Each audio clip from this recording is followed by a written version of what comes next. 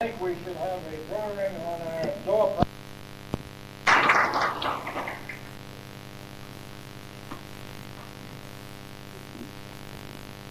Thank you very much, Mr. Randall. Can you all hear me?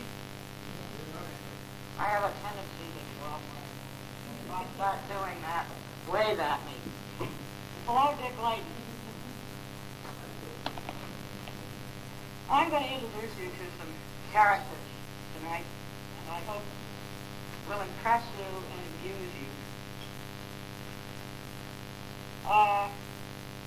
10 years ago, just about a month short to the day, I was deeply involved with Dick Layton and some others who are familiar faces in the Pajepska Historical Society's great celebration of Joshua Chamberlain's sesquicentennial. And I must say it's a great pleasure to be back in Brunswick once again. During that year, I came down here and spoke at least several times.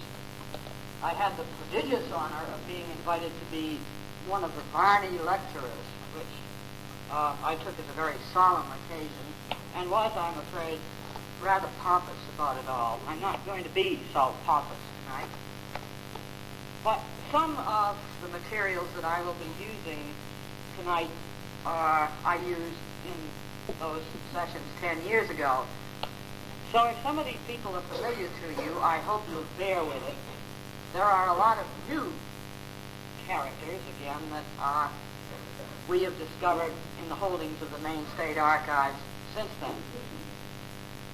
So before I begin with what I called my gallery of Mainers, let me set some of the stage for this. The Maine State Archives has custody of, many thousands of documents relating to Maine's part in the Civil War. They were not collected by us. They come entirely from official sources. And the bulk of this material is correspondence that was sent to one or two or three of the three Civil War governors of Maine during the Civil War, Israel Washburn, Abner Coburn, Samuel Coney, and to the Adjutant General of Maine during those years, John L. Hodsdon. I'm going to speak a lot about Hodsdon, so if you don't know him now. His name is spelled Hodsdon. All of this correspondence, no matter to whom it was addressed, eventually found its way into Hodsdon's hands. Whatever was addressed to the governor was referred over to the Adjutant General's office for action or for answer or for whatever was required. So essentially, this is all the incoming mail of John L. Hodsdon. And there's nothing any more fun than reading somebody else's mail. This correspondence is not, I think, different from what was generated in other states. Every state in the Union, and indeed in the South, operated in much the same way. Every state raised volunteer regiments that were essentially the old militia plus more and more and more and more as the war dragged on. I do not know of any other state that possesses similar correspondence that has survived. There may be, but I do not know of any. This is part a miracle that it has survived in Maine, and partly because nobody in Maine ever throws anything away. The miracle is really something. This material was all received, of course, during the Civil War. And at that time, the Adjutant General's office was in the state capitol building under the dome. But in the years after the war, the material was bounced from one closet to one attic to one storage place after another. And by the time the Maine State Archives came into being and into operation in 1971, all of this material was up at Camp Keys at the Augusta State Airport in the National Guard's wooden barracks next to the National Guard's gasoline drums. Somehow or other, the spirits that take care of Civil War material preserved it. We came and got it, and it's been safely stored ever since.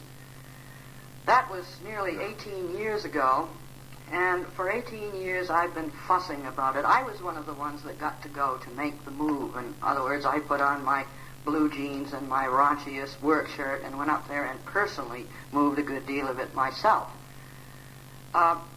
My superiors at the time would occasionally find me sitting on the floor of the barrack reading this stuff and say, "Come on, you're supposed to move it, not read it."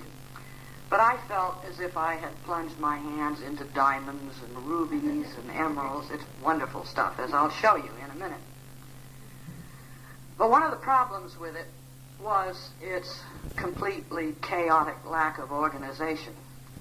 There had been a couple of attempts over the years to bring some kind of order to it, particularly around the turn of the century, when the then state historian Henry L. Burridge attempted to make an index for it. He also attempted to get the legislature to support his indexing project with no results. So he finally found some dedicated volunteers from this old soldiers' home at Togus, and they went at it, but they only succeeded in getting about a third of the material done. Only got a partial index up to about the end of 1862. And beyond that, there was no control whatsoever, either in its organization or in any, what we archivists call a finding aid that would help you put your hands on a specific document. So what we have been doing for the past couple of years, after mulling this over extensively, is organizing this material by, first of all, by regiment, and secondly of all, by other agencies of origin. I won't trouble you with the archival technicalities of all this, only to say that our reorganization is working. Preparing for this talk tonight was the first time that I have ever had the opportunity of digging into this stuff with some kind of organization to it. And it's getting very, very good. Don't all arrive tomorrow morning wanting to look into it, however. We're not that good yet. Well, let me talk a little bit about this correspondence in a little more general terms, and then we'll get into it here. It falls into 3 or 4 major categories. First of it is military correspondence coming into the governors of Maine, e.g. the Adjutant General, from officers in the field. And indeed, occasionally you will run into a stunning little gem of a battle report or a description of action. But in many ways, regimental business that was conducted between regimental officers and the state was mainly involved with the interminable, endless problem of commissions, appointments, and promotions. You all understand that in a volunteer regiment, the highest ranking officer is colonel. And everyone from colonel on down to lowly second lieutenant held his commission, that is, was appointed by the governor. And you get into get a regiment into the field, and sickness, attrition, death, resignation, and politics, and jealousy, and backbiting, and factions, and cliques begin to take their effect. So that there's a constant turnover in officers, and because not a moment can be lost when you're in the field, let's say the second lieutenant or the lieutenant of a company has been killed in action, you've got to replace him immediately, or you're minus an officer, a line officer, an important one. So news of this happy fact that there is a vacancy must be relayed back to Augusta, and a commission must be issued to replace him. So an awful lot of this regimental correspondence has to do with the very tedious business of commissions. If you were an ambitious officer yourself, you would have to be mindful of the fact that your rivals in the regiment were angling for promotion, and it was not a place to be modest. Even the great Chamberlain had to look out for his own interests. Certainly anyone as able as he was could hardly stand by and watch some less competent officer jump him in rank. So, in reading over the regimental correspondence of the 20th Maine while he was with them as lieutenant colonel and then colonel, you will find a lot of efforts on his own behalf and of others for him to see that he got continuous promotions. Some of it is not so pleasant. I don't want to stress this or dwell on it very much, but in a regiment which was poorly led, or where there was not strong leadership on top, regiments often were divided by quarrels as to who should be promoted. So the Adjutant General's office was deluged with a constant stream of letters either recommending someone else or someone angling for their own advancement. But every once in a while in all of this tedious business, you come across a gem. And I have one for you that I don't think has ever seen the light of day since it was received. This has to do with the poor 2nd Maine Cavalry. Ever heard of the 2nd Maine Cavalry? There is no regimental history about them. They never participated in any great and famous actions. The problem with them is the poor souls were sent down into the Department of the Gulf under the tender mercies of General Butler, who did not like Maine troops. If any volunteer regiments were going to get into any action, they were Massachusetts troops, where he came from. So the poor 2nd Maine Cavalry was stationed in Barrancas, Florida. You ever heard of Barrancas, Florida? Well, if you've ever been to Pensacola, Fort Barrancas was on the, well, if you look at the map, it was on your left-hand tip of the peninsula that makes Pensacola Bay. And there they rotted for the whole of their 3-year enlistment. Their story, I guess, can be summed up by the final summary record. Out of the whole of the 2nd Maine Cavalry, 10 individuals were killed or died of wounds. 10. 334 of them died of disease. But one day in October of 1864, they got some action. And here is an account of their stirring effort for the glorious Union. Barrancas, Florida, October 2nd, 1864, General John L. Hodsdon. I have the honor to inform you that an expedition consisting of all the available force of the 2nd Maine Cavalry, 2 small companies of 1st Florida Cavalry, so-called from courtesy, and 2 companies of colored troops, mounted infantry, left this place on the 16th September with the intention of making a raid on the western part of Florida.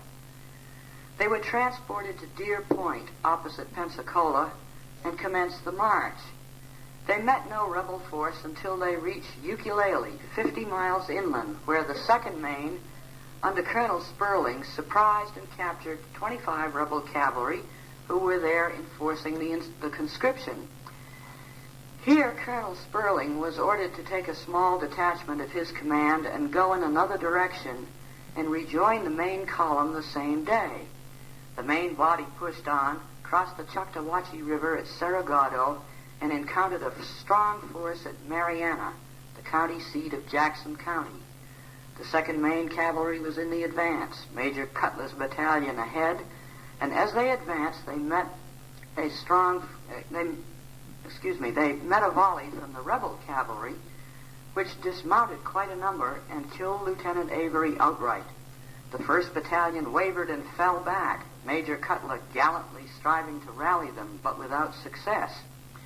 Major Hutchinson was ordered to charge with his battalion, which he did, he and Major Cutler leading the charge, the Rebs fleeing before them like a flock of sheep. Charging down a street, they met a barricade of wagons, which they cleared in gallant style, when they received a volley from a body of militia concealed in the stores, houses, and churches, which literally mowed down the head of the column. Major Cutler fell badly wounded, his leg broken, wrist fractured, and other wounds. Major Hutchinson wounded in leg and foot. Lieutenant Adams mortally shot through the chest. Lieutenant Moody in the thigh. Sergeant Clark mortally wounded. Corporal Davis killed, and many other wounded whose names I have not yet obtained. I am informed our casualties will reach 30. Our force remained at Mariana about 5 hours. They had to leave Major Cutler and Lieutenant Adams and Sergeant Clark and several others at that place, but the occupants of the house where they are promised that they should have the best of care. The other commands took no part in the fight. It was all done, and well done, by the 2nd Maine, and the large number of casualties among our officers is a proof that they do not ask their men to go where they dare not lead. Colonel Sperling did not rejoin the regiment until they reached Cerro Gordo on their return, when he and his men came in with 19 prisoners, 50 horses, several teams, and a large train of cattle, mules, and contrabands, having been absent about 5 days, and he accomplished all this without the loss of a man. Our wounded are doing well. Very respectfully, General, your obedient servant, Private Edgar B. Davis. This is unusual, by the way, for a private to be writing an official report. I suppose it's because all the officers have been mowed down in this gallant charge. Poor 2nd Maine, that was about their only moment of glory. But later correspondence in the regimental sequence tells us a little bit more about what happened. This event occurred in October. In February, they were still at Barrancas, but they received a letter from Colonel Cutler, who had been left behind at Mariana. It had taken 29 days to get 100 miles through rebel lines. Colonel Cutler was badly crippled, but still being taken care of by the locals in Mariana. But the letter said that all the rest of the wounded that had been left behind were sent as prisoners to Georgia. And we know what that meant, of course.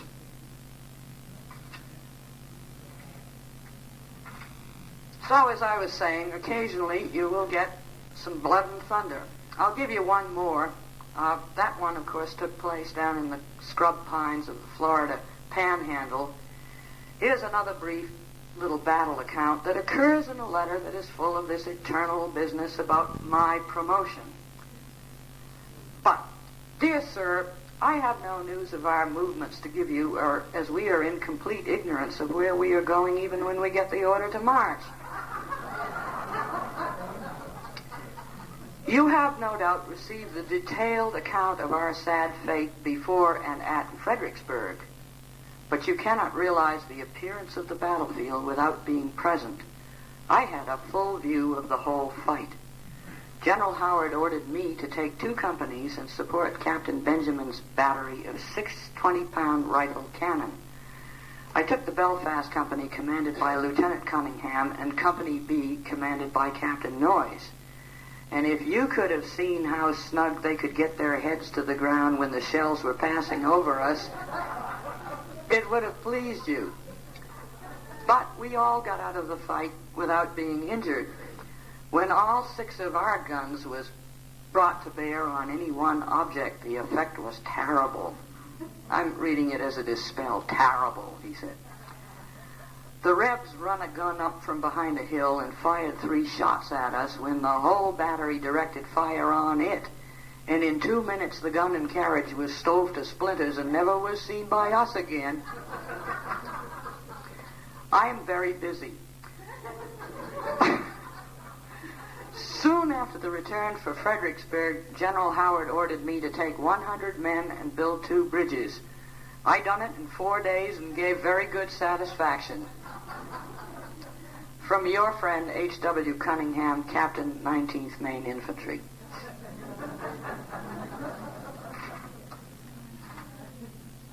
All right, the state, toward the end of 61, had put 10 regiments in the field. That is, the Maine 1st through 10th regiments of infantry. But that wasn't, as you know, enough, and the federal government began calling for more and more and more troops. And the way it was done, I need to get into a little bit, because most people, I think, don't quite realize the logistics and mechanics of it. What happened was that the federal government would put out a quota call upon the states. Say, State of Maine, you owe us 1,500 men on this call. That doesn't mean there isn't going to be another call for troops next month, but this time you owe us, say, 1,500 men. This would then be apportioned among the towns based on the population of the towns. The towns got, in other words, a quota of their own, and if the towns did not come up with the quota, a draft was instituted. Most people are familiar with the great Federal Draft Act of 1863 and do not realize there always was a draft. The difference between what I'm talking about here in, let's say, 1862 and the big one in 63 was that the 63 one gave federal authorities in the person of U.S. Marshals the power to reach right in and take you out of your seat and drag you away. But from the beginning, the state itself had the power to enforce a draft. So it was up to the poor selectmen of towns to find the bodies, volunteers preferably, to meet their town's quotas. And if they didn't come up with the volunteers, they were supposed to themselves institute a draft, which no town selectman in his right mind wanted to do. I mean, that's how to be unpopular in a hurry. You are all familiar, of course, with the bounty system, which went into effect immediately. Towns offered bounties in order to get volunteers. And wealthier towns, of course, could offer bigger bounties than smaller towns. The whole thing created a rat's nest, which really should be the subject of someone's PhD thesis. I will spare you all the entanglements that could arise out of this system, but a couple of them lead us into the next character that I'm going to introduce you to. So let's note, first of all, that many small towns by, let's say, the middle of 1862 were already bereft of manpower. Many of the small, poorer towns were in bad shape, and many towns down on the seacoast where you have a large part of your men at sea fishing could not meet their quotas. The town selectmen had some choice things to say about this. As I say, but long about November 1862, there were so many towns that were deficient. Note that word, deficient, in their quotas, that the state threatened a statewide draft. You also ought to know that commissioned officers did not count as part of a town's quota. So you come up with 5 bodies, let's say, which is your town's quota. You send them to Augusta to be processed. They get to Augusta and they get elected anything from second lieutenant on up, or they get a commission, or they get an appointment. They immediately are not counted on the quota. Well, the selectmen didn't think this was fair. The selectman of Newport, Elijah Wyman, writes to Hodsdon and says, "You say we lack 4 men. I don't see how that can be, for we certainly filled up our quotas. I sent you a few days ago the names of all the men, and you sent back the names that had been accepted. You left out the names of the 4 men, T.W. Whitehouse, E.W. Trueworthy, Leonard Abbott, Oliver Atwell. The first two names are now officers, but they enlisted as privates and we paid them their bounty. They want commission till after you accepted them. Now, I should like to know what ails them other two. You accepted them both and we paid them their bounty. When I was to Augusta last, you told me we could enlist men from other towns if that town had filled her quota, and we could hold them. Please to write me all the particulars. Comes this stuffy one from Lewiston. Your former report and the enlisting papers are more accurate than anything we can give you. Our population is of such a transient nature and so continuously on the move that it is impossible to tell whether our men are in the war or in the heuristic.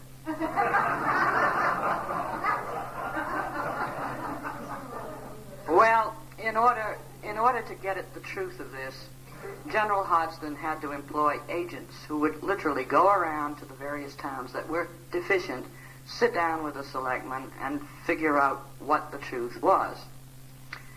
And here now comes one of my all-time favorites. You understand, these are all ordinary people, ordinary Mainers, who got caught up in this, not necessarily in great cavalry charges, but who were very, very busy. This fellow is named George W. Dyer. We know a little bit about him. He would have been maybe in his early 40s at this time. He attended Bowdoin College. Didn't graduate, but attended Bowdoin.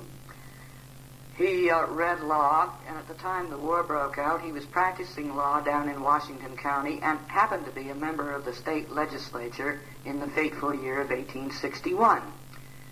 He immediately accepted a number of different commissions on the part of the state government. Right off when the war broke out, he went over into New Brunswick to purchase arms for the state.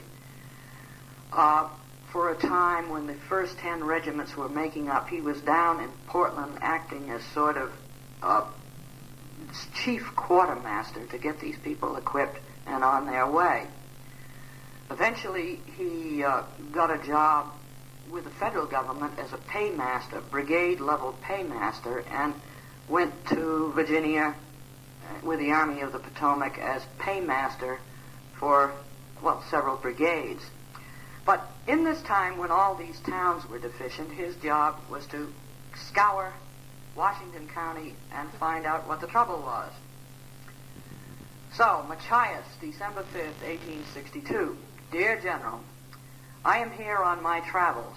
Have been to Lubec and Machiasport, go to Harrington and Addison tomorrow, and back here tomorrow night when I meet the wise selectmen of Machias in solemn council, then take Cutler and Trescott on my way home.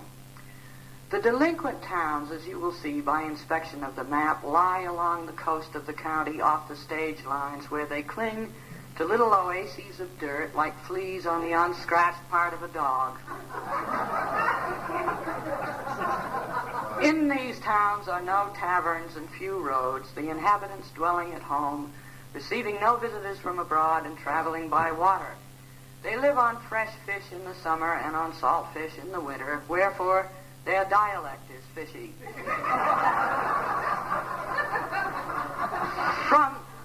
From such a point to such a point is about 3 or 6 lines, i.e. fishing lines, and the tides are the natural demarcations of time. They say, such and such a man died yesterday at about half ebb, or just on the turn, or at dead low water. The young men take to the sea and are wanderers until they have spent their prime in drink and strange women in foreign ports, and then they sink into tobacco, spitting, and kippers. The women stay at home and bear children past belief. A stranger at this time of year, when none but fools travel there, is a marvel. In these towns there is no snow, which is abundant everywhere else, so that I take a base line with my sleigh and strike off at a tangent on basis lines to hit these godforsaken towns. By dint of wagoning, much walking, and a good deal of shivering, I have got so far. I will write you fully on Sunday. I forgot to say in its proper order that these towns are the core of democracy in Washington County. Yours truly, George W. Dyer. Later on, as I said, he got a federal job as paymaster, and he would write back to General Hodsdon, and here is vintage George Dyer on matters military. He says, talking of military matters, I don't like the way Burnside begins. He is too modest for a general. A general who is not vain as a peacock never will or can be a general. Now why? Because he must think he is the best soldier living, or he won't be worth a straw. If he thinks so, he must show it, and then he exhibits vanity. Vanity alone won't make a general. Example, General Webster. Neither will learning. Example, General McClellan. Neither will brains. Example, General Frank Blair. But good reasoning facilities, enormous perceptive faculties, the vanity of a pretty girl, and the energy and stoutness of a stud horse, these make a general. Wherefore, I don't believe in Burnside. Yours truly, George W. Dyer. So this kind of thing, just the incessant business of getting soldiers into the field, continuously adding replacements to the Army, was one of General Hodsdon's constant problems. It went on until the war ended. And tons of correspondence comes in along these lines, which usually, when you look at the original document, you'll see up in the left-hand corner a scrawl that says ANS and a notation in Hodsdon's handwriting. ANS, of course, means answered. I think in the blurb that I gave Mr. Randall to put out, I said he was the most overworked man in the state of Maine, and indeed he was, and it's just beginning. Let's go on to some more of his problems. Once you got the men out of the state of Maine and into the Army, the problem was to keep them there. They kept squirting out and turning home again.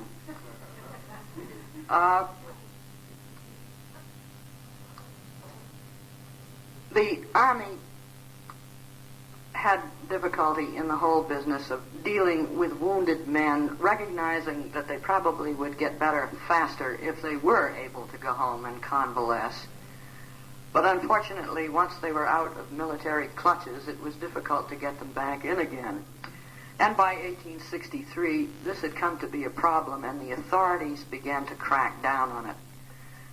So Hodsdon gets the word from the federal authorities, find out who's home in Maine and whether they are, in effect, really sick or disabled, or whether we shouldn't ship them back where they belong to their regiments. So Hodsdon, before he began that, sent out a circular to officers in the field asking how come so many of these guys are skipping home who are able-bodied. So he got an answer from Captain Waldron of the 16th Maine, who explains it all very clearly.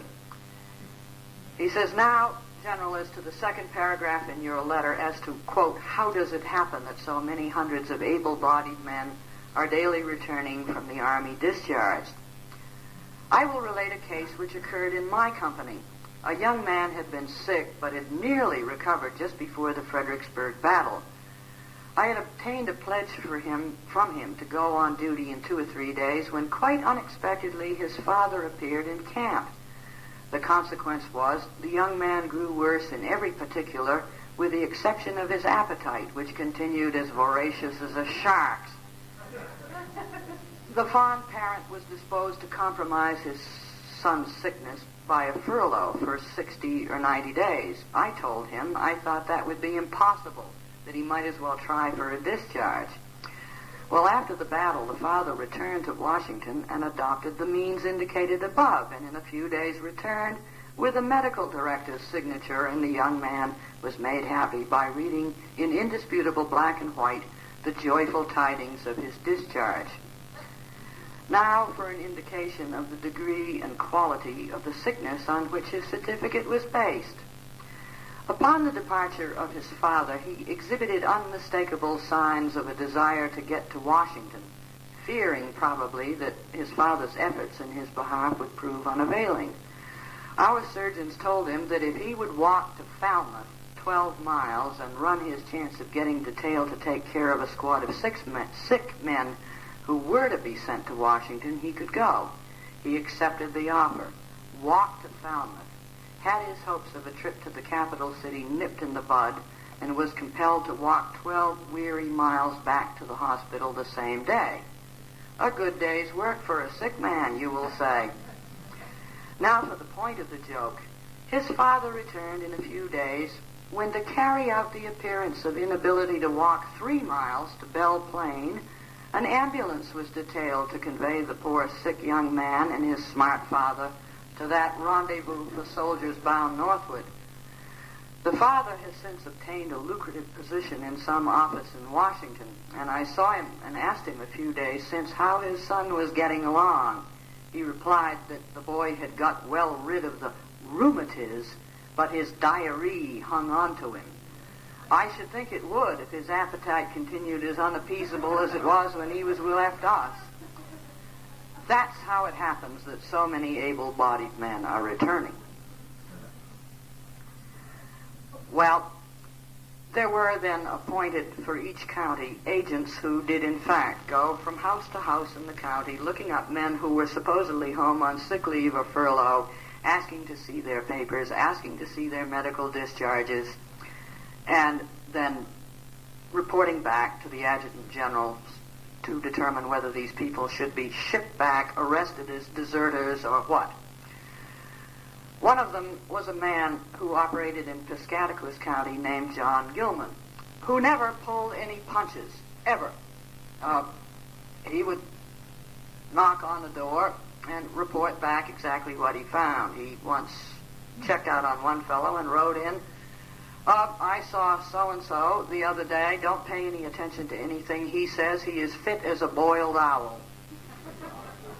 On another occasion, he wrote back and said, I have just returned from the home of so-and-so. The Army will not get him back, as his maker is about to call him home within the hour. But scattered in all of these rather routine, though blunt reports, is this little gem. Another thing that Hodsdon could do, since he didn't have anything else to do, but John Gilman obviously did not know where else to turn. This was written in Sebec, up in Piscataquis County, October 29, 1863. John L. Hodsdon, Esquire, Dear Sir, enclosed is a paper from Washington for the bounty and back pay of John M. Holland, deceased, in favor of his mother, who is a widow. She came to me to help her get the money. She needs it badly, so I shall advance for her present wants. I don't know how to fill it out, and for fear that I should make a mistake and spoil the paper, and thereby put it off another year, I have concluded to ask you to help us. I wish you would fill it out in such a way that you can collect the money for her after sending it here for her signature, the witnesses, the justice's certificate, etc. Please put in pencil where she must sign and write me particulars what to do so there may be no mistake. This John Holland, deceased, is the son of Charles Frederick Holland, a Swede, who stood on the same deck with Lord Nelson and saw him fall when he was killed. I thought genealogists would be peeping. Now, it was at the Battle of Williamsburg, I think, that young John was struck in the head by something which caused the blood to flow so freely over his face as to completely blind him. He was seen by an officer in trying to dig his eyes clear of blood so that he could see. The officer ordered him to the rear. Never, said he, if I can dig one eye open so I can see a rebel. He did get his eye open and rushed forward, and in a few moments was cut in two by a cannonball. Yours, John Gilman. It really isn't funny, but that's typical Gilman. You know, kabam, you want the facts, you got them. A fourth, I don't remember whether I'm at the third stage or the fourth stage, but let's say another major category engendering tons of correspondence is the whole business of state aid to the families of volunteers. Are you at all familiar with that? Well, this was a fairly complex matter. In 1861, when the war broke out, the original so-called 10 Regiments Bill empowered towns to provide aid to families of volunteers who were needy. In 1862, the act was expanded.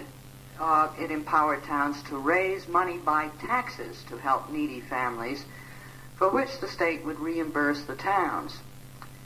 In 63, the law was revised again to make it mandatory on the towns. They had to do this. And the maximum aid to be allowed at that time was $11 per month per family. They continued to up this and revise it throughout the war. This created another rat's nest of problems for the Adjutant General to sort out. The aid was never intended to apply to the families of deserters, nor was it intended to apply to people who were dead. You were then eligible for a different kind of pension. So this requires the Adjutant General or somebody to know pretty well what the status of every soldier in service was, pretty much from week to week, if not sooner. The other rather serious problem with this aid was this. It was intended by the legislature only to encourage enlistment and to take care of the usual complaint, well, gee, I'd love to go, but somebody has got to get the hay in, and somebody's got to chop the wood, and I'm taking care of my dependent parents, and I have 10 small children, and, all this stuff. This was indeed seriously designed to help out this non-inducement for enlistment. But the surprising thing is that the poor laws, the existing pauper laws of the state, were horrendous. We still had the old Protestant work ethic very much in our Yankee minds at that time. And prior to the Civil War, the only kind of aid that people got was town aid. If you were really shiftless and no good and worthless, the town would support you and your family. It was popularly believed. It was a great disgrace among right-thinking, hard-working people to ever accept assistance from the town. They had an expression for it which turns up here, being on the town, and they don't mean what we mean when we say, let's go on the town. On the town meant being a shiftless, useless person who just was not able to do what he ought to do to take care of himself and his folks. This state aid program, which was meant to be entirely different, of course had to be administered by the local town selectmen. And they were quite confused about the difference between this state aid and the old poor laws. So were some people who ought to have applied for state aid, but also got confused about it and would rather drop dead than, accept a nickel in any kind of charity. So there's a ton of correspondence. I keep using that phrase, but I don't know how else to describe it. A lot of correspondence that comes in from all the towns, the town selectmen wanting to know how this is to be administered, who is entitled to it, who isn't. What do you do, for example, if a fellow's family are in such and such a town, but say Augusta, but the fellow went and enlisted in Lewiston because they had a higher bounty? Why isn't Lewiston paying his state aid then? He's on their quota. Or suppose when the breadwinner goes off to war, let's say they live in Augusta again, but for the duration the wife and the children decide to go live with her parents in Winthrop, a logical thing to do. What then? Who pays the aid? And on top of all of this, of course, it created the same kinds of feelings and problems that modern welfare, which this was not, but nevertheless modern aid programs create. In other words, if you're going to claim to be poor and needy, you ought to act poor and needy. Can you use this money to pay off old debts? Or, considering the fact that some of these people were subsistence farmers and did not have two quarters to rub together most of the time, can they advance themselves by this cash or this credit that they are entitled to, or should they not do that? Typical state aid, by the way, went something like this. This is a typical monthly allotment for a dependent family. This was given out as credit in the local grocery store.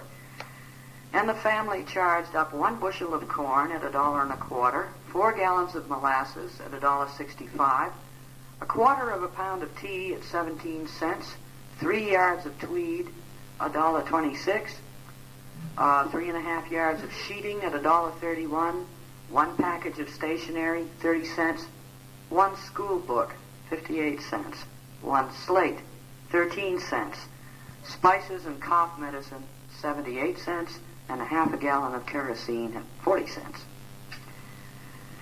Here is a letter that has the absolute ring of truth from a soldier's wife that pretty much spells out the problems that this ran into that Hodsdon had to sort out. Sir, permit me as the wife of a soldier to ask your counsel and guidance relative to myself and little children receiving state aid. I will state matters just as they stand concerning it. In the first place, my husband enlisted in view of his family receiving state benefit. Consequently, his bounty, which was small in comparison with present ones, was all appropriated towards paying for our home. His wages that I have received I also used for the same purpose, thinking all the while that I was doing right and what was my privilege to do. And indeed, if I had not, we should at the expiration of 8 years had no home. Why I particularly mention this, they tell me I had no business to pay my husband's debts with his wages, but must take them to subsist on. Still 2 payments remain unpaid. Cannot I use his wages for that purpose as I receive them?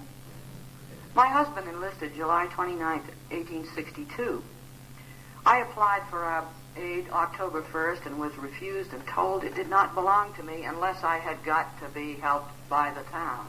I could not bear that, so I struggled on through the winter, suffering extremely from out-of-door exposure, taking care of the barn and sawing our wood part of the time, my husband writing and telling me to get our aid and hire some of the hardest work done. Thus the winter of 62 passed. In the spring I saw the law relative to an act to aid families of volunteers was amended. I also learned that many who have nothing of the hardships I have underwent received it. This gave me courage to ask again. A friend went with me to the selectmen, telling them they were both neglecting and abusing me, upon which they eked out a $10 order drawn on a store. Now it is utterly impossible for me to live this winter without suffering. I have not a stick of wood suitable for the stove, only as I prepare it myself. The weather is very inclement, and I do not possess $1. I have 2 small children, which renders it impossible to seek employment away from home. Oh, were it not for them, I would not accept state aid if it were offered me. But there is another side to this, of course. Here are the selectmen writing about somebody completely different on this same subject. Kendall's Mills, August 11th, 1863, to John L. Hodsdon, Adjutant General, State of Maine. Sir, I saw a line from you a few days ago rather censoring me for not continuing state aid to Alonzo Wyman since his discharge from the United States service. Now, General, I wish to state a few facts in the case, and then I will be governed by your directions. In the first place, I am sorry to say Mr. Wyman's word cannot be depended upon. I am told by one of the soldiers in his same company to which he belonged who came home with him that although he feigned to be lame and was considered able to perform military duty, and was told by the physician who discharged him that he did not discharge him because he thought he was lame, but that they wanted to get rid of him. I am also told by his neighbors that when he thinks he is out of sight, that he forgets his lameness and travels as well as anyone else. I am personally acquainted with Mr. Wyman and know him to be capable of telling a pretty good story to suit his own case. He is quite famous for getting himself or some old horse injured on some defective highway and then making the town pay damages. His family is drawing $10 per month by allotment from his son, who is now in the Army, and it seems to me that with this aid and his own labor, he ought to get along without any state aid. However, General, I will act as you may be pleased to direct. Yours truly, George O. Brown, Selectman of Benton. P.S. Far be it from me to withhold anything which is due our brave soldiers who volunteer to fight for our glorious Union. But I do detest a drone who will follow our army for the sake of plunder and to make money out of it. So there are two sides to that case. How are we doing here on time?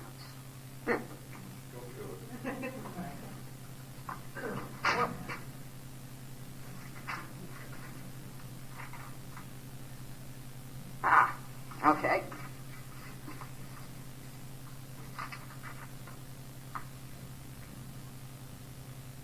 The next to the last of my big categories of types of correspondence comes from a remarkable group of men and women who served as nurses and as agents of the state of Maine, largely working through something called the Maine State Soldiers Relief Agency, which was a volunteer operation partly funded by the state and partly funded by volunteer donations from people all over the state who had offices, primarily their head offices were in Washington, D.C., and they also had offices in Philadelphia and New York. There was, of course, during the Civil War, no Red Cross as we know it today. There was its forerunner, so to speak, the U.S. Sanitary Commission, which did many things that the Red Cross does now. There was also something called the United States Christian Commission, which also did a lot of work in helping wounded and destitute and soldiers in trouble.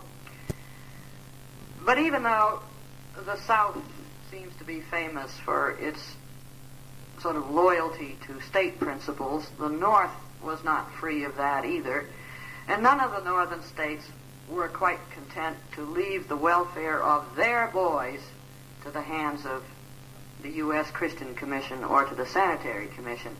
So nearly every state had its own agency whose specific purpose was to find troops of that state in hospitals or wherever they might be, to raise money for supplies for them, to take supplies for them, to help them in every way they conceivably could. My lady heroine who was involved with this is a lady from Bath whose name was Mrs. Sarah Sampson. She originally got involved with this by virtue of being the wife of Lieutenant Colonel C.A.L. Sampson of the 3rd Maine. And when the 3rd Maine left the state in 1861 as one of the first regiments to be raised, she went along and got rooms in Washington where they were stationed for quite a while, and not content with twiddling her thumbs, she nosed around and got General Howard to issue her a general pass so that she could help out. Immediately, of course, people got sick once they were out of the state of Maine and in a different climate. No, because of the climate, not because you get sick leaving Maine. And she worked very hard and found herself pretty soon operating in her own right. And Mr. Sampson, or Lieutenant Colonel Sampson, seemed to have gotten forgotten by the wayside. He was either wounded or became ill. It's not quite clear which in 1862, and he resigned because of ill health. And she went home dutifully with him, but not for long. She had gotten a taste of being an active and energetic person, so she decided that she would go back to Washington on her own and see if she couldn't get employment as a nurse and something more than a nurse. She did. She got a job with the Maine State Agency for the Relief of Soldiers for a salary. It began about $40 a month and ended up at about $60 a month. Well, the career of Mrs. Sampson is quite astonishing. We are all familiar with, the first battle of Bull Run, where civilians seem to have been all over the place watching the goings-on, but it was always my impression that after that, civilians were not allowed close to the lines or anywhere where there were active operations. Well, that's not quite so. The agents of the Maine State Agency for the Relief of Maine Soldiers were all over the place. And Mrs. Sampson had a few close shaves. When the Army of the Potomac was basically stationed down at Harrison's Landing on the James River, she had to travel back and forth from headquarters to the field hospitals on steamers on the James, which were fired at regularly by rebel batteries on the other side of the river. She possessed nothing, if not what used to be called sang-froid. Nothing shook her. There is a letter in our holdings where she's writing to the Adjutant General about things that she needs and things that she wishes that he would attend to, and then the next sentence will say, we have just come under protection of the gunboat Galena because we are now entering a stretch of the river where rebel batteries are active. And then she goes on with what she was talking about, and, by the way, now we are under fire. And then she finishes the letter, and she says, P.S., the captain informs me that we are now past the rebel batteries, and we were not hit.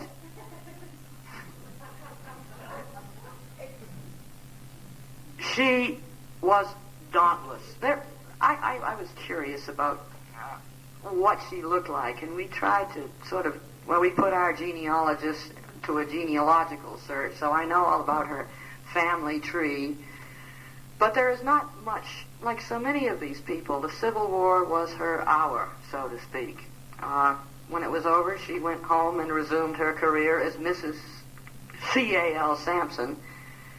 She was, however, very much involved in the founding of the Bath Military and Naval Orphan Children's Home, was one of the first members of the board, and her last parting shot in public life was in 1870 when the trustees were trying to get a larger appropriation out of the legislature.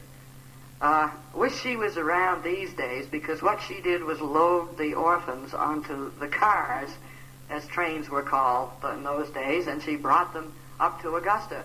And she introduced them to members of what would then be the equivalent of the Appropriations Committee, and just broke their hearts and got the appropriation. Typical Mrs. Sampson. She was at Gettysburg almost as soon as the armies had left. Can you imagine doing that? Can you imagine? Mainly conveying people who were well enough to be transported from the field hospital, those barns and buildings around Gettysburg, around the battlefield where they were first taken, to more well-organized hospitals around the Washington, D.C. area or around Baltimore. She was doing, at that point, less nursing than she was just organizing logistics and organizing transport and so forth. The reports coming into the Adjutant General from her boss back at the agency headquarters in Washington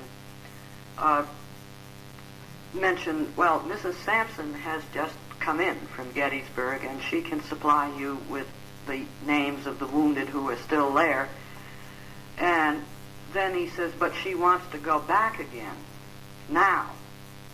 What she wanted to do was, she had learned that the very heavy rains that descended upon Pennsylvania in the weeks after Gettysburg had washed away the original wooden head markers that had been placed on the original graves of those who were killed there. This is the period between the original battle and the dedication of the great ceremony that following fall. And she was very upset that those head markers would be washed away, and she wanted to get back there and organize a team to make certain that they were replaced. She visited almost all the field hospitals and major hospitals all around wherever the Army of the Potomac was stationed. And as I said, these people were mainly looking after Maine men. They would enter a hospital and say, "Are there any Maine men here?" And people would, "Yes, I'm from Maine." And they would do everything they could for them. It wasn't merely just physically taking care of them, but there was an awful lot of red tape that a soldier got through. Most people would just as soon rather die and be finished with it than have to go to a Civil War hospital. One of the problems was that if you were brought in as a casualty from a battle, you generally arrived with maybe the uniform on your back and little else. And once you got into a hospital, you could not get out again, even if you recovered, without something called your descriptive list. If you did not have your descriptive list, you didn't exist as far as the Army was concerned, and they wouldn't let you go. Now, very few people went into battle carrying their descriptive lists on them. This is the great part of the regimental rolls. It tells where you were born, how old you are, what your height is, your complexion, the color of your eyes, the size of your feet, and also what the Army was really interested in, what gear and equipment and clothing had been issued to you which still belonged to the Army, which you were liable for. Well, now, a lot of these poor fellows couldn't read or write and didn't know how to get home if they were discharged. After all, they had been brought down from Maine by the Army. Now, if you were convalescent and are able to be medically discharged, you get yourself home, and how you get there is your problem. So what Mrs. Sampson and others were doing was, well, first of all, clearing the red tape so that these fellows could get their descriptive lists and get out. Now, normally what you would do would be to write to the regiment that you belonged to, and the regimental adjutant was the one who was supposed to be handling all this stuff. But if the regiment had moved on or was in action, it was difficult to come up with a descriptive list. Well, guess who had a duplicate? Hodsdon, of course, in Augusta. So another ton, shall we say, of correspondence has to do with, "Please send me my descriptive list." And Mrs. Sampson would be the one who might, if, let's say, your arm had been amputated, she would be the one who, she and her colleagues, who would help you through all this snarl of, as I say, red tape. She was an old softy, too. She wrote one time about going into a hospital where she had cleared away the whole shebang of getting a recovering soldier home to Maine. And this had taken weeks, but she finally had all the paperwork ready. She had his descriptive list, and she came to the hospital and came up to his bed, and she said, "I've come to take you home." And the fellow's face lit up, except the boy next to him was from Massachusetts. And when he heard this, he began to cry. And Mrs. Sampson said, "Don't cry. You shall go too." And within days, she had kicked the Massachusetts authorities into action, and she brought the both of them home. A remarkable lady. There exists in the town history of Bath a picture of her that must have been taken at about the time that she was active. She looks exactly as she ought to look. She's a little pudgy-faced woman with fair hair and kind of a turned-up nose and kind of a determined mouth, and her hair is pulled right up on top of her head in a pug, and you can just see her moving around, kicking obstacles out of the way, an amazing person. I wish somebody would dig in and write a biography of her. I don't know how you do it. Her reports are in our custody, but there's just not enough. You'd like to know more about her. Anyway, this is Sarah Sampson, one of my unsung heroes that I promised.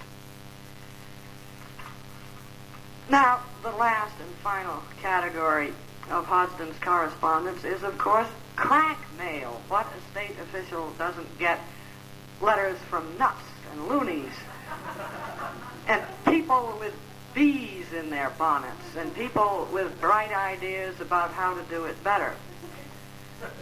Some of this stuff, as Mr. Pelledo can tell you, is quite interesting. A lot of people were interested in inventing fearsome engines of war that would wreak greater destruction than the ones that we already had.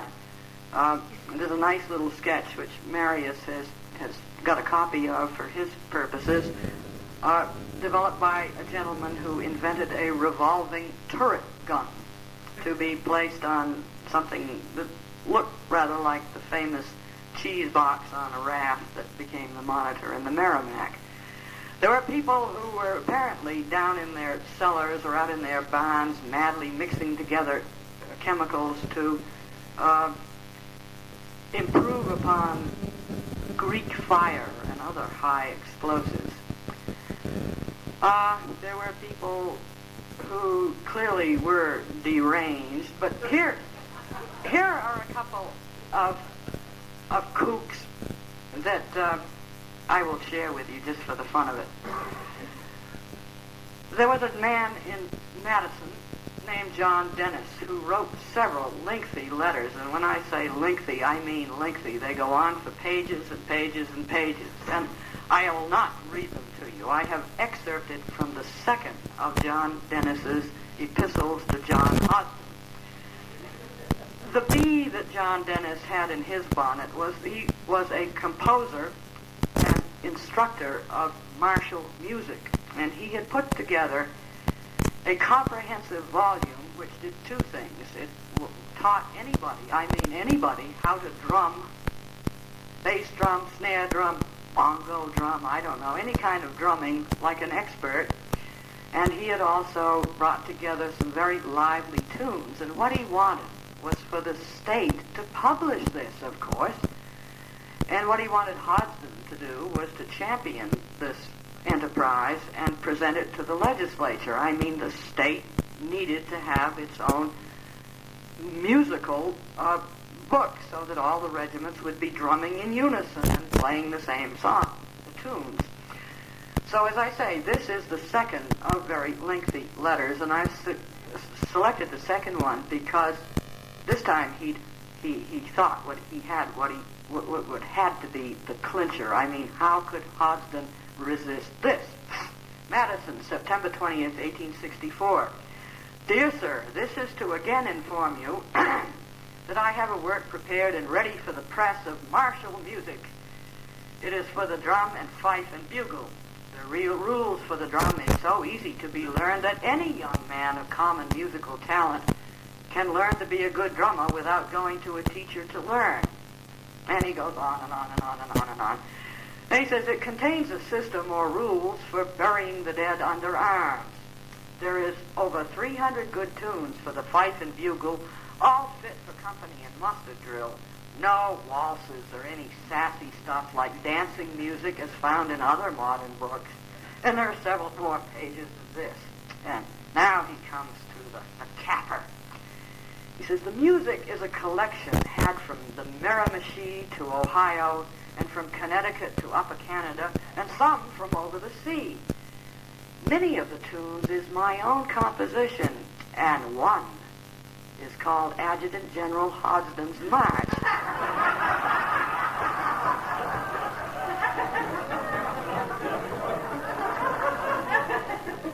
All will depend on whether you are for or against its publication by the state, as I have no means of getting it printed otherwise.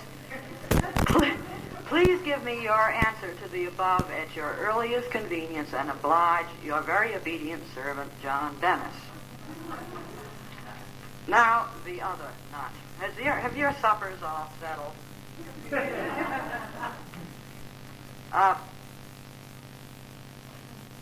No one now living has ever heard the rebel yell as it was experienced by those who heard it screamed by many hundreds of men coming at you with intent to commit mayhem.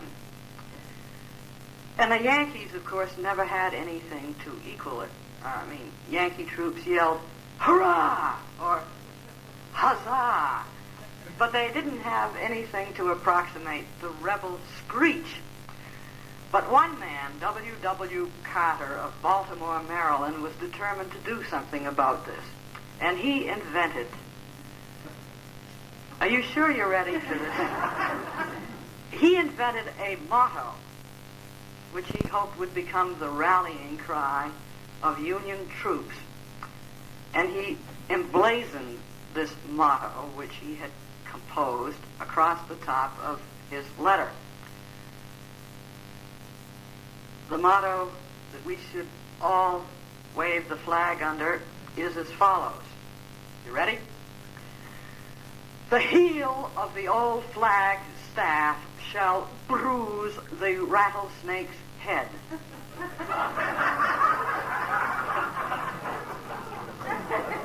Would you like me to run that by you again? In case you want to memorize this and shout it at your resuming meeting in September. The heel of the old flagstaff shall bruise the rattlesnake's head. Now, I've got to really wind up for this now. Baltimore, Maryland, November 8, 1862. His Excellency, the Governor of Maine, Sir. On the 7th of August last, I placed in the hands of the President of the United States, Abraham Lincoln, in the Executive Chamber at Washington, a small silken Union flag, very handsomely gotten up, bearing in letters of gold the motto, conceived by myself, that stands at the head of this page. The heel of the all, you know it now. The presentation to the President was accompanied by a letter explanatory of the motto and at the same time requesting that the flag might be placed in the War Department in order that the motto might be incorporated into our national faith during the present struggle for the supremacy of the Constitution and the laws and the perpetuity of our nationality. The letter embraced much that this one does and was deemed by the President in his written reply as earnest. The motto, Your Excellency will perceive, is national, symbolic, and prophetic. The heel of the old flagstaff represents the federal government. The rattlesnake's head represents the rebellion inaugurated by South Carolina, the symbol of whose sovereignty is that vicious reptile. And the declaration of enmity between the heel and the head is prophetic of the absolute power and inflexible determination of the federal government to crush out the rebellion at any and every cost commensurate with the life of the nation. Let the motto then be inscribed upon the flaunting banners of our advancing armies. Let it be spread before the public eye and thundered into the public ear at all the loyal gatherings of the people. Let it stimulate the heart of the nation all over the land. And finally, let it be the battle cry for the nation until the flag of our country shall again be planted upon every mountaintop and its musical flutterings again be borne on every passing breeze. Yea, until o'er all the cities and forts once more the stars and stripes we shall restore. I have taken the liberty of thus addressing Your Excellency for the purposes of introducing the motto to your notice for such consideration as you may be pleased to bestow upon it, begging the honor of a reply to this letter in order that I may know whether it has reached its designation. I remain with the highest regard Your Excellency's obedient servant, W. Carter. Well, when I started out, I mentioned my pompous last address in Brunswick, which was the Varney lecture. I closed that one with, well, we can't have this without something from you-know-who, can we? We've got to have Chamberlain. So I concluded, as I was saying, that talk with a quote from Chamberlain, which is Chamberlain at his most eloquent. And it's always moved me and sometimes kind of makes chills run up and down my spine. And I use it again because I got to thinking about what we are all doing here. This roundtable that Mr. Randall has been so successful in building up. Of all of us people who are so fascinated with and, in a way, kind of haunted by the American Civil War. There are lots of us around. Some of them don't join roundtables or particularly associate, but simply quietly and privately read and read and read and collect. Some of them have been Civil War nuts since they were small children, like I have been myself. Many of you know Tom MacDonald. I think he's spoken to you folks at one point. He is a collector and a scholar and what's known as a Civil War buff or Civil War nut. He lives in Coburn Gore at the end of the world. But I am in contact with him a lot because he helps me out and I help him out in identifying people. And he'll always call up or drop by and he'll say, you know so-and-so? And I'll say, yeah. And he'll say, you got anything on him? And I'll say, yeah, I think so. I'm pretty sure we do. I'll check and I'll get back to you. Normal people listening to this conversation would assume that we are talking about mutual friends. In a sense, we are, except that these people that we're talking about have been dead for 125 years or more. You get to know these folks from the Civil War and get to know them well. If you're privileged as I am to have this wonderful body of documentation to, I was going to say play with, but since my boss is right here, I will say work with. This interest and fascination is difficult to explain, but Chamberlain, in a way, kind of predicted it would happen. In 1889, he gave the dedication speech for the Maine monuments at Gettysburg. And although he was talking about the great battlefield of Gettysburg, what he said, I think, applies to any commemoration of the Civil War, whether it's monuments or carte de visite collections or meetings like this or just the records that we have in the archives which we are carefully preserving. They are a monument in their own way.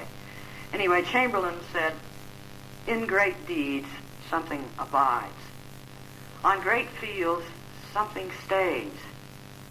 Forms change and pass, bodies disappear, but spirits linger to consecrate ground for the vision place of souls. And reverent men and women from afar, and generations that know us not, and that we know not of, heart-drawn to see where and by whom great things were suffered and done for them, shall come to this deathless field to ponder and dream, and lo, the shadow of a mighty presence shall wrap them in its bosom, and the power of the vision shall pass into their souls. This is the great reward of service, to live far out and on in the lives of others. Well, I hope that's what I've done in a small way tonight, to bring these people back to life and let them live in your lives for a little while. Thank you.